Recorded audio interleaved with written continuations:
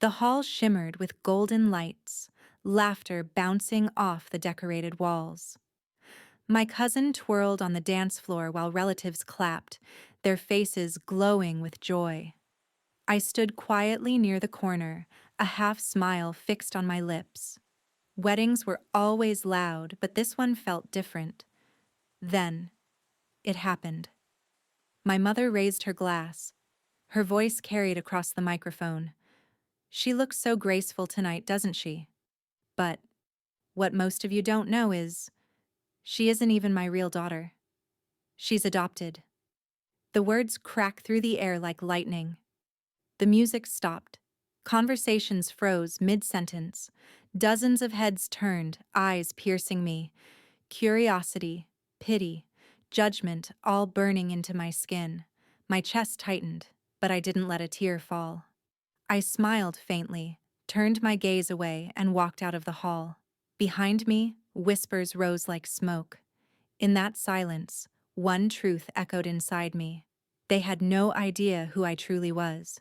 That night, alone in my car, I let the silence settle. What my mother didn't know, what none of them knew, was that I had learned the truth years ago. Yes, I was adopted. But instead of breaking me, that truth became the fire that shaped me. While others pitied me, I worked harder. I earned scholarships, studied late nights when everyone else slept, and built a business from scratch while still in college. No inheritance, no family handouts. Just me, my grit, and my relentless refusal to be ordinary. They thought tonight's announcement would humiliate me, but humiliation only stings when you're powerless. And I had already turned my pain into power. Hidden from their eyes was my world, a quiet empire of success.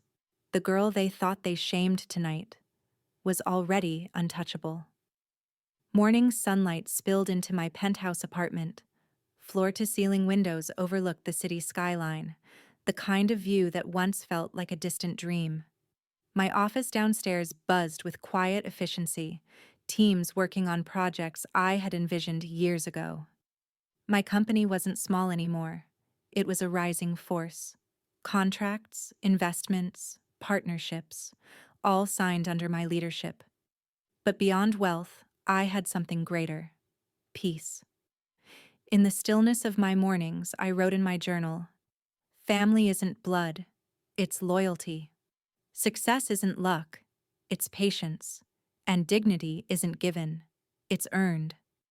My home wasn't filled with relatives who mocked me, but with people I chose. Friends who became my family, mentors who believed in me, colleagues who respected me. The silence of my success was my loudest answer to the humiliation I once endured. Whispers began trickling back to me. "Did you see the car she left in?" someone asked. "Isn't that her name on that new company billboard?" Another gossiped. "She lives where now? In that tower by the bay?" The very relatives who once dismissed me now whispered my name with curiosity, like a puzzle they couldn't solve. But I stayed silent. No statements, no clarifications, just quiet, deliberate distance. And the silence only made them hungrier to know more. One afternoon, I received a call from my cousin, Aisha, the bride's sister. She sounded unusually soft. "I just wanted to check on you, after what happened," she said. Her voice held sympathy, but her eyes, when she visited me later, flickered with something else: curiosity. We sat across from each other in my living room. She glanced at the paintings on the walls, the leather-bound books, the subtle signs of a life far from ordinary. "So, you've been doing well, huh?" she probed. "I mean, we always thought you were quiet, but you've been hiding a lot, haven't you?" I sipped my tea calmly. "The truth doesn't wound me anymore, Aisha. Only lies do." Her smile faltered. She didn't get what she came for. No details, no confessions. She left unsettled, and I knew. If she knew even a little, the others would soon come too. It didn't take long. One evening, my mother arrived at my place, with two aunts trailing behind. Their eyes scanned every inch of my apartment with shock, disbelief, and barely concealed envy. "So this is where you've been hiding?" My mother scoffed. "All this, while your family struggles?" "My family?" I repeated quietly. "Funny you should use that word." "You owe us," one aunt snapped. "We raised you, fed you, gave you a name. And this is how you repay us? Living in luxury while we suffer?" I stood calmly, my hands folded. I don't owe cruelty anything. I don't owe betrayal gratitude. And I don't owe blood loyalty. Their faces twisted with anger. My mother's voice trembled as she shouted, "Ungrateful child!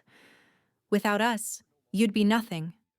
I stepped closer, my tone steady. "Without you, I became everything." And with that, I opened the door wide. "Good night." The slam echoed louder than their words ever had. The days that followed were relentless. Missed calls, dozens of voicemails, messages ranging from guilt to rage. "We raised you when no one else would. How can you abandon the people who gave you a life? If you don't help us now, you'll regret it." Each attempt dripped with manipulation. They rewrote history, painted themselves as saviors, erased the cruelty of that wedding night. I read the messages once, then deleted them all. The silence after was heavier, but freeing. The final showdown came not in my home, but at a charity gala I was hosting. As cameras flashed and guests mingled, I spotted them, my mother and two uncles, striding across the hall like they belonged. She raised her voice, theatrically. "Do you know who she really is? We took her in when no one else would. Everything she has, she owes to us." Gasps rippled through the room. Conversations froze. I felt eyes on me again, just like that wedding night. But this time, I didn't walk away. I took the microphone. My voice was calm, steady. "Yes, I was adopted. And yes, they took me in. But what they never gave me was love. What they never offered was respect. Everything I have today, I built myself. Every success you see is not because of them, but in spite of them."